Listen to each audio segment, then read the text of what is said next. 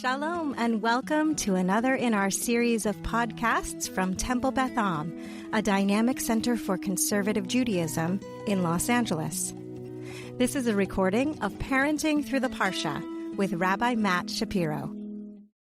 We've been going through something new as parents over the past month or two, which is that after a lot of back and forth and weighing pros and cons, we made the decision to start sending one of our kids to a different school than the school that they've been at since preschool.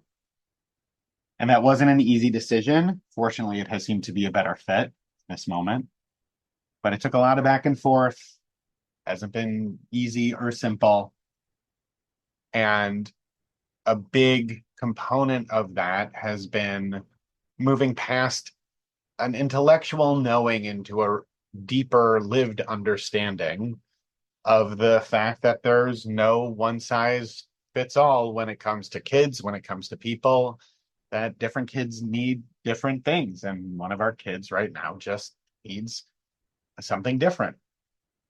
And it's important to recognize that. I'm glad and grateful we were able to recalibrate and move into something without disrupting things too much. That has seemed to be a good fit in this moment, but there have been some real challenges, and it hasn't been easy to get to that point. We have a number of well-known stories in the Parsha this week. Of course, it's Parshat Noach, and so of course we have the story of Noah and the ark and the flood. And I'm sure many of you know, after the flood, God says to Noah that I won't do this again. There won't be a flood like this again. And whenever you see a rainbow, a sign of my covenant with you, you will be reminded of this commitment, of this promise. And so, of course, our commentators want to know why a rainbow? What does this symbolize? What does this mean? What can we learn from this? And one of many interpretations I saw in the Eitz Chaim Chumash that we read from in our community, it offered a beautiful sentiment. It said one of the reasons for the rainbow is that it symbolizes that just as all colors are brought into a single identity, this calls on different races and nations to do the same. What is the rainbow telling us? It says, well, there was some bad stuff happening before the flood. Things were not great. And in order to have more peace and understanding in the world, the rainbow is illustrating that there's an essential role that diversity and multiplicity hold, and that by bringing that diversity all into greater unity, that's a key component in making sure that destruction won't happen again. It's a beautiful thought and an essential thought.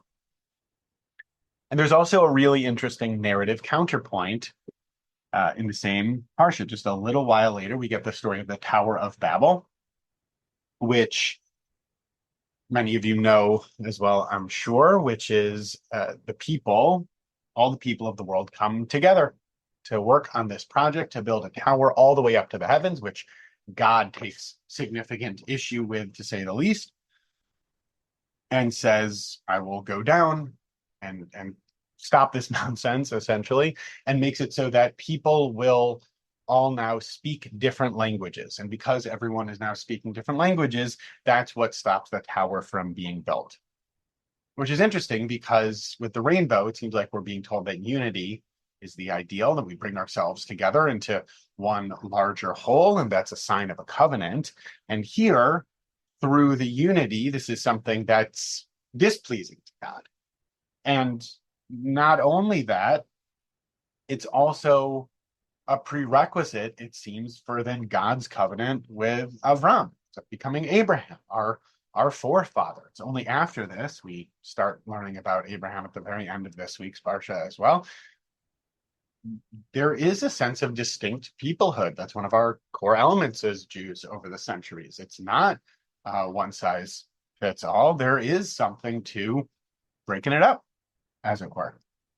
And so there's this really interesting tension I see in these two stories, that we push ourselves towards greater unity, but not too much unity, not a monolith, not all, as it were, not all just moving towards only one thing, but that there are also real dangers, as we seem to be told through the flood story, if we are divided and fully at odds with each other. There's dangers in both and there's blessings in both.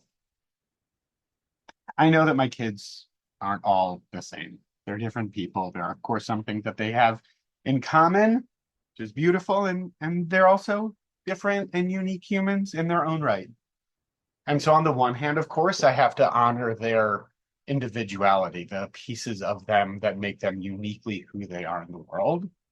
And I also want to be cultivating a certain core in our home of values and ways of being and relationship. If we're just 5 different humans living under one roof, that'd be kind of sad. I want there to be something that holds us together. There has to be something that holds us together.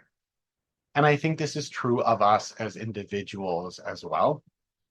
Identity for any one person in some ways shifts over time. I am a different person today than I am when I was 5 and 15 and 25. And I hope that I will continue to shift and evolve as a human. It'd be pretty boring if I lived the rest of my life exactly just this way. And there are also certain parts of me that are always going to be me, which in some ways is great, in some ways doesn't always feel easy.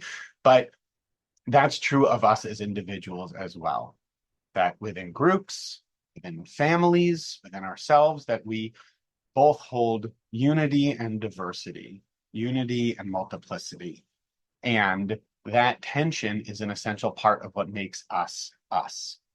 And I think that one of the best things we can do, both in terms of how we model being a person in the world and how we hold our families together, honoring individuality and holding some unity as well, that by walking that tension and showing our kids how to do that as well, that ideally and hopefully we aren't being a monolith when we cultivate that unity, and we also don't go so far afield that we break apart into being diffuse or at odds with each other, and that hopefully by walking that fine line and navigating that tension, we can continue to honor God's covenant with Noah as well and bring it to life. You have been listening to another in our series of podcasts from Temple Beth Am, a dynamic center for conservative Judaism in Los Angeles.